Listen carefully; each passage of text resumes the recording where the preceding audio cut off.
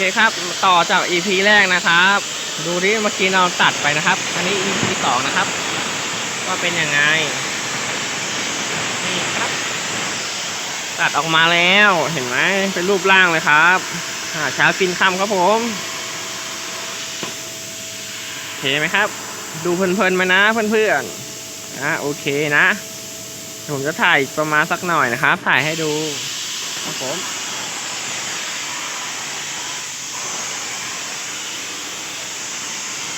เสียงดังหน่อยนะครับ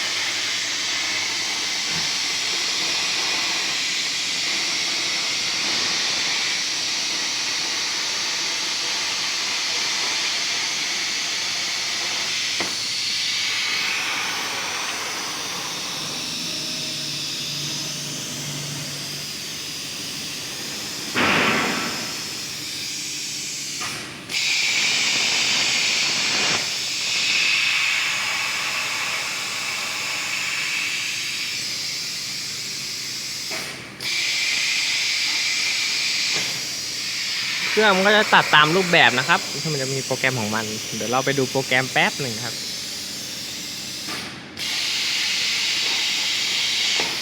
เห็นไหมครับมันจะตัดตามนี้เพื่อนๆเราซูมเข้าไปดู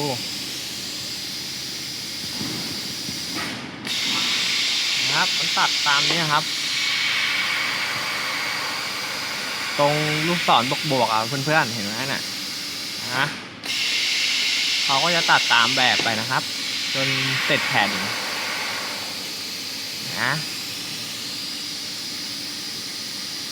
นี่ครับเดี๋ยวไปดูงานจริงกันนะครับ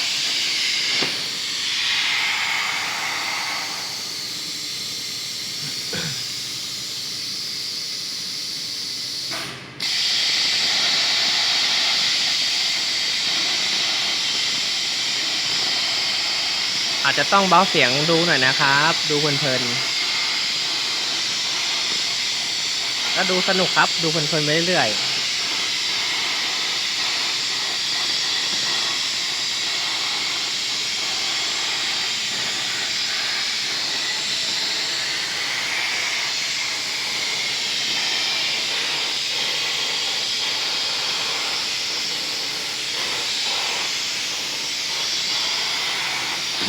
เมื่อกี้หลบควันครับควันมันเยอะ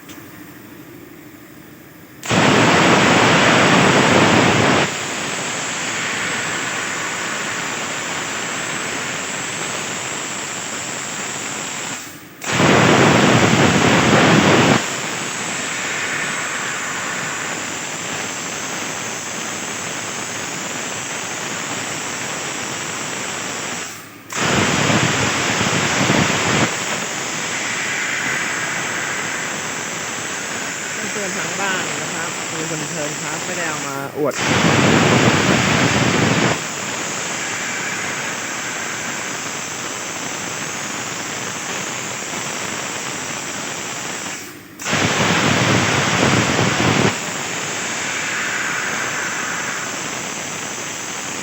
นี่มันเป็นแบบตัดพลาสมาไฟฟ้านะครับมันมีแบบแก๊สด้วย